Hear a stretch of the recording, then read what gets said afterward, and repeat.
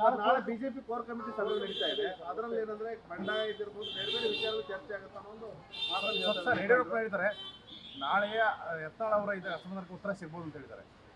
ನೋಡೋಣ ಯಾರ್ಯಾರು ಉತ್ತರ ಕೊಡ್ತಾರೆ ನೋಡೋಣ.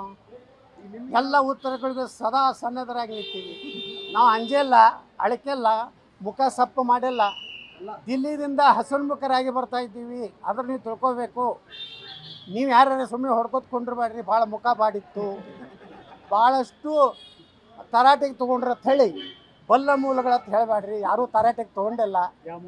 ನಮಗೆ ಎಲ್ಲರೂ ಸಹಭಾಗಿಗಿರಿ ಕೊಟ್ಟಾರ ಮತ್ತು ಅವ್ರು ಕೊಟ್ಟಂಥ ಶೋಕಾಸ್ ನೋಟಿಸ್ಗೆ ಉತ್ತರ ಕೊಟ್ಟಿವಿ.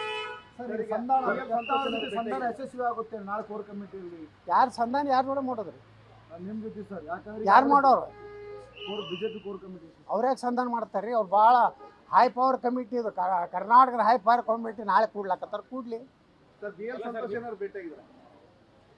ನಾವು ಯಾರನ್ನೂ ಭೇಟಿಯಾಗಿಲ್ಲ. ನಾವು ಒಬ್ಬನೇ ನಮ್ಮ ಶಿಸ್ತು ಸಮಿತಿ ಅಧ್ಯಕ್ಷರು. ಅವ್ರಿಗೆ ನಾ ಭೇಟಿಯಾಗಿದ್ದು ಬಿಟ್ಟರೆ ರಾಜನಾಥ್ ಸಿಂಗ್ರನ್ನ ನಾವು ಭೇಟಿಯಾಗಿದ್ವಿ, ರಕ್ಷಣಾ ಸಚಿವರನ್ನ. ಮತ್ತು ಹೆಚ್ಚಾಗಿ ನಾವು ಈ ವಕಫದ ಬಗ್ಗೆ ನಮ್ಮದು ಭಾಳ ಕನ್ಸರ್ನ್ ಇರೋದು ನಮ್ಮ ರೈತರ ಜಮೀನು, ಮಠ ಮಂದಿರಗಳು, ವಕಫ್ ಕಾನೂನು ಬಗ್ಗೆ. ಅದ್ರ ಬಗ್ಗೆ ನಾವು ಹೆಚ್ಚು ಗಮನ ಕೊಟ್ಟಿದ್ದೀವಿ.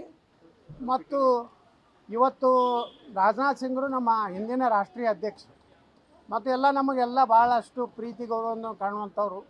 ಅವ್ರನ್ನ ಮಾತ್ರ ನಾವು ಭೇಟಿಯಾಗಿದ್ದೀವಿ.